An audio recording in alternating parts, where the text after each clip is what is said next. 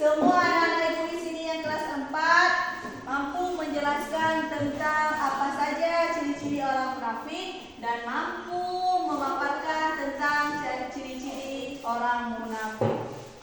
Oke, bisa diperhatikan teman tulis? Bisa. Dani, tolong perhatikan nak. Di sini apa? Ini apa nih? Ketika ujian dia menyontek, berarti dia bukan anak yang soleh. Ini gambar kedua. Siapa yang mau baca? Munawara, baca Munawara. Kita berangkat sekolah bersamanya. Oke, jawabannya apa? Insya Allah. Ketika kita berjanji, kita harus menjawab dengan insya Allah. Karena ini belum pasti ya. Ini bukan anak soleh nih, karena dia menyontek. Oke, coba jelaskan gambar ini. Ini gambar apa? Bukan memberi salam lagi nih. Ini bertanya kepada guru. Ini kan kalian nih anak SD bertanya kepada guru. Ini adalah sifat yang harus kita terapkan, yaitu apapun kendalanya tanyakan kepada guru. Oke, selanjutnya. Untuk lebih memahami tentang ciri-ciri orang munafik, ibu punya tayangan video. Kita nonton video dulu ya, supaya jelas mana arti munafik. Silakan.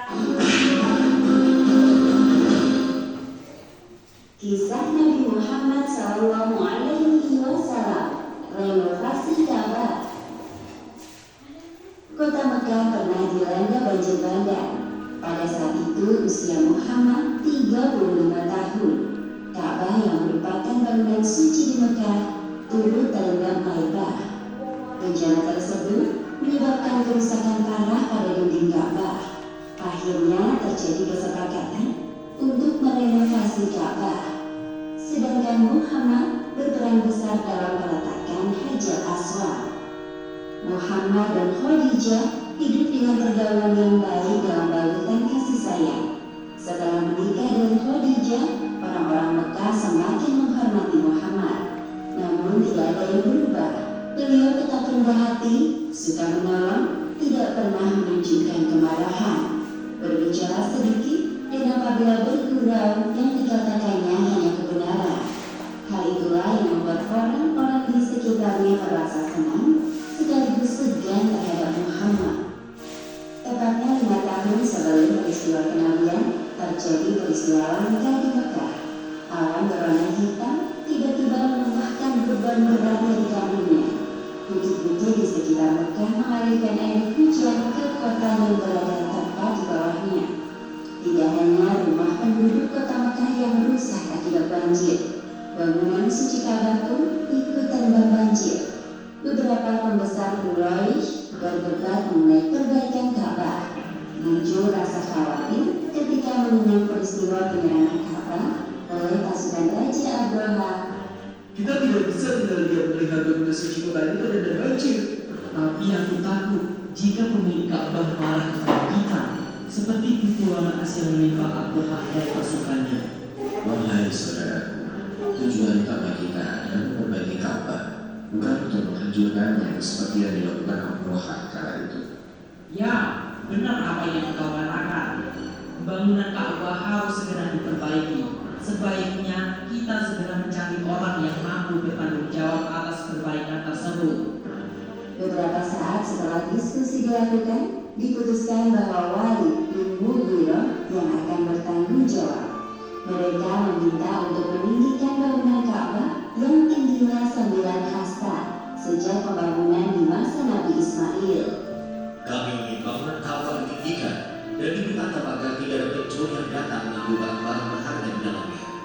Selain itu, kami tidak menerima bantuan bahan-bahan bangunan untuk perbaikan Ka'bah dari dana yang kotor, seperti hasil pelacuran, keuntungan dari sistem riba maupun perampasan harta.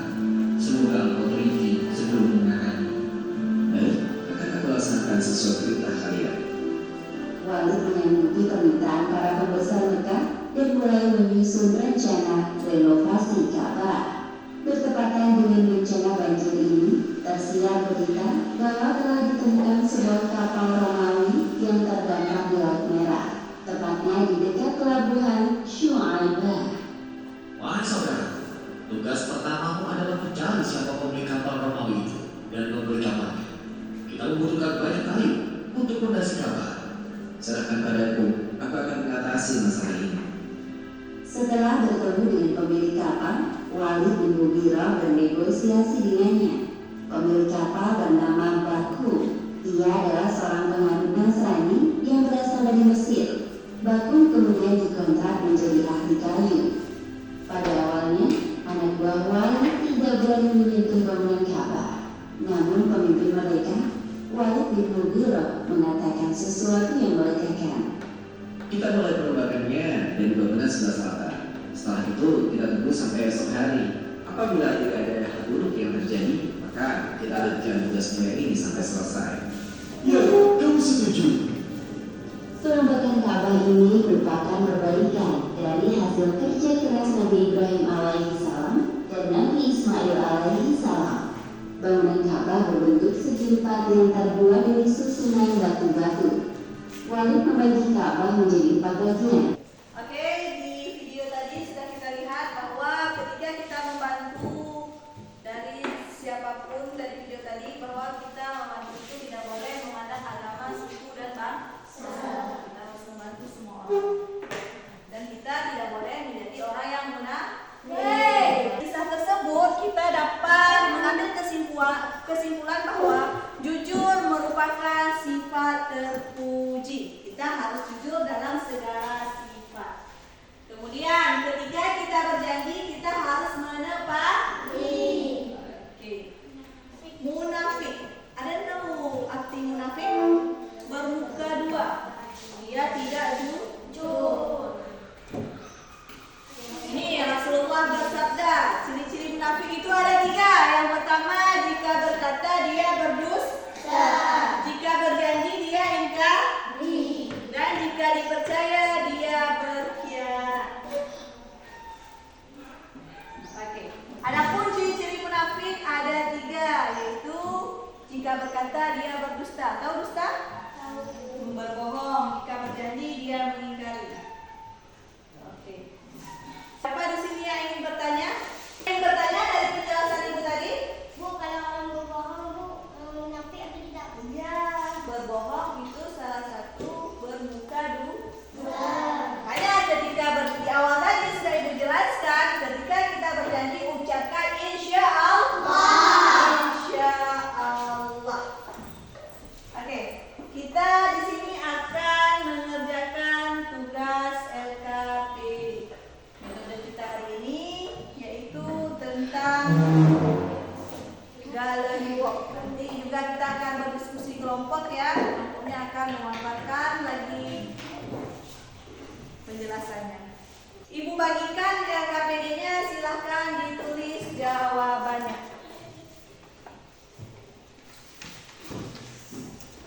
Ditulis namanya dulu ya, baru ditulis jawabannya.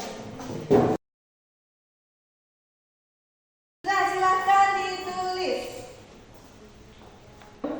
Silahkan dijawab.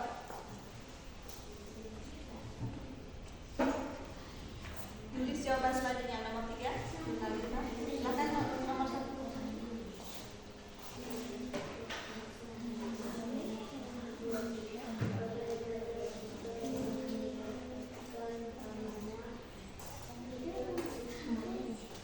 Iya benar.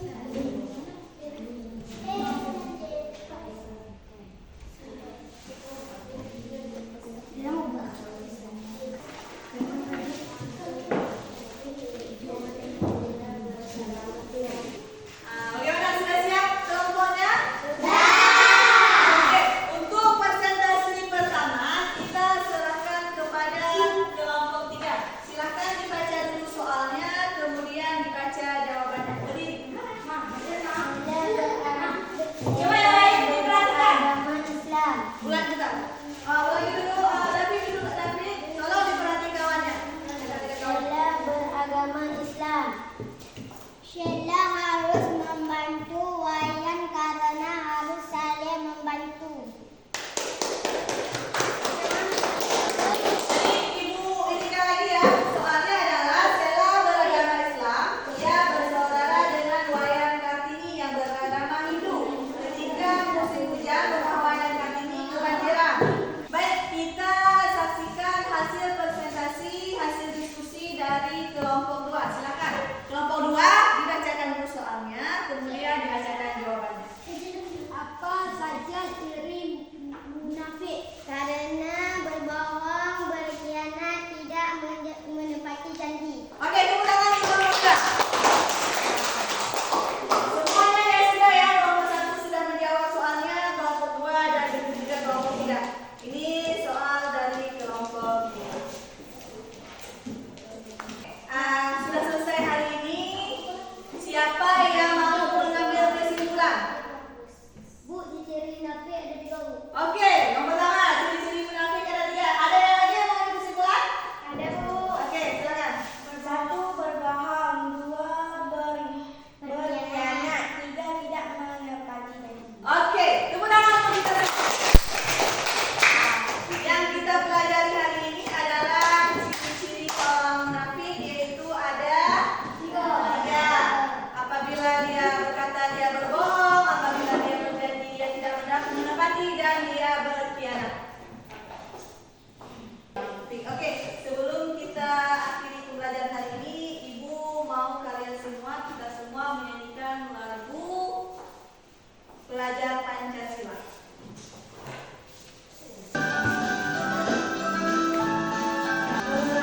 Pancasila beriman dan bertakwa, ada nilai desa dan berakhlak mulia, berkebinekaan global, gotong royong mandiri, kreatif dan benar kritis.